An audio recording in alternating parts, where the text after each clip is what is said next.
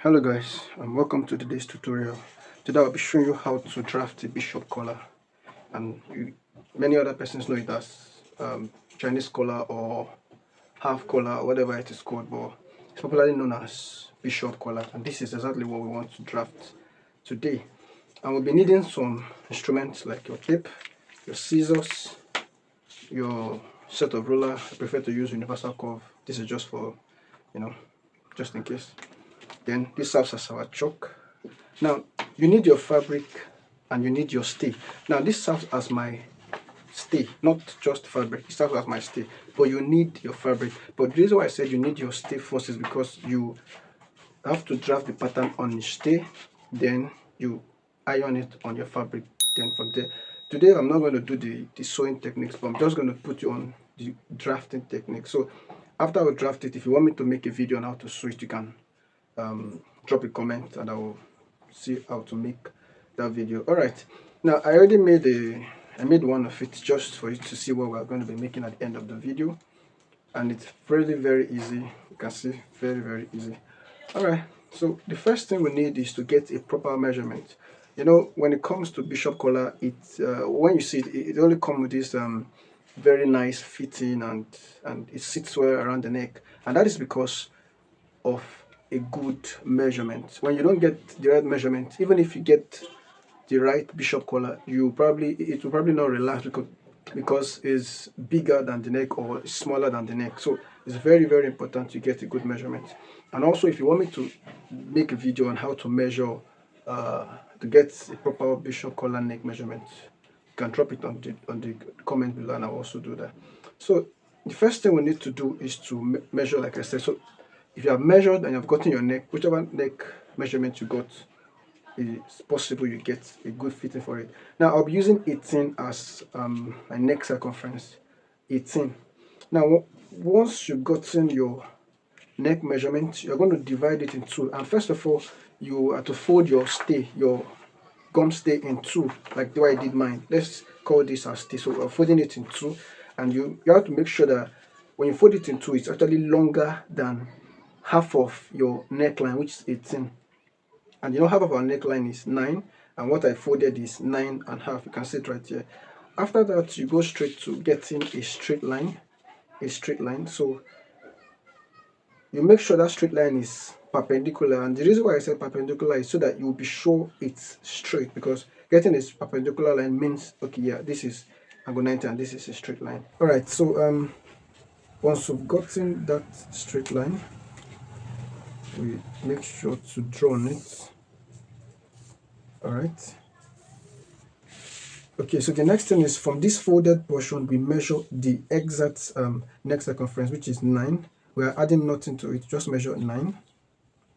Then once we mark the 9, we're also going to mark the center of it, which is 4.5.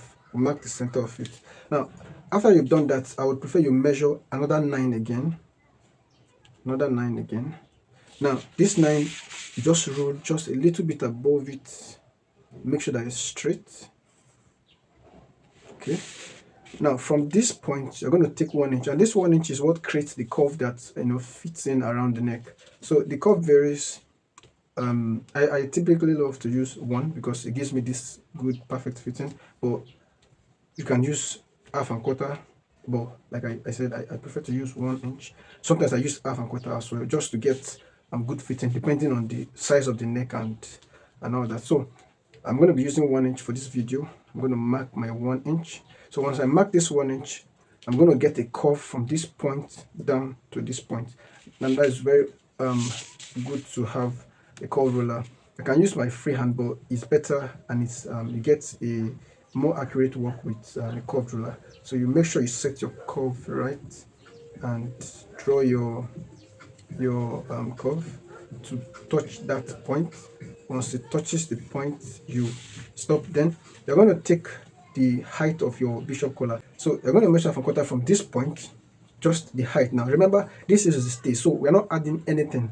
We're just getting the exact bishop collar, the exact neck itself. So we're not adding anything. So when you iron it on your fabric, then you're going to, when you are shaping out the excess, when we get to sewing techniques, sewing video I will also show you, you give out space for sewing allowance and folding and all the like. So but in this video I'm just, like I said, only on the drafting of the pattern. So you measure 1 inch, mark around this corner to your mark. So you can just get maybe 1 or 2 points around here as well, then around here as well.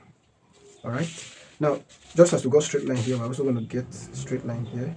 Now this is very easy to do, very easy to do, and it's very productive. When you do this, you realize that it's easier than you thought, you know.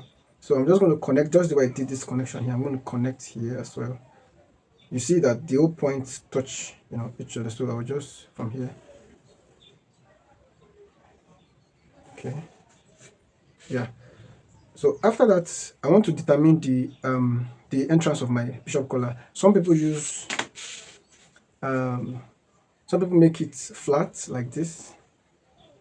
Now it's not just about some people making it flat, actually it's just the kind of design you want, depending on the kind of style or the kind of clothes I'm making. So some do something like this, but I prefer to do the curved one, though the curved one is common, but some people can also do things like this, maybe for some shirts and all that. But you see different videos, but what I'm just letting you know is that you can also do flat, you can also do curved. So I'm going to do the curved freehand. Now there's no special measurement for it, but I'll just suggest you take about 1/2 and 1/4 to this point from this entrance. Now let's assume we took out, let's assume it was longer so that you'll be able to understand properly. We took it out like this.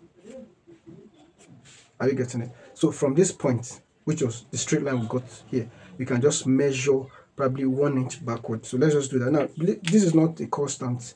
I'm just trying to make you get make you understand it better. So you can just take one from this point here, then from here you can, you know, connect the curve.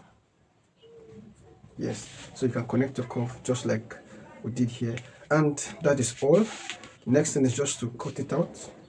Your collar is ready. So let's cut it out gently. So this is the finished product for bishop collar. So the only thing we have to do now in terms of fitting is just to go to the fabric, iron it and all that. So that video, like I said, if you want me to do it, just drop your comments and I'll do it. And please, if you enjoyed the video, kindly subscribe, turn on notification bell, like. It helped me you know, do more videos, and it also showcases me to other people who need videos like this. Thank you for watching. See you in the next video.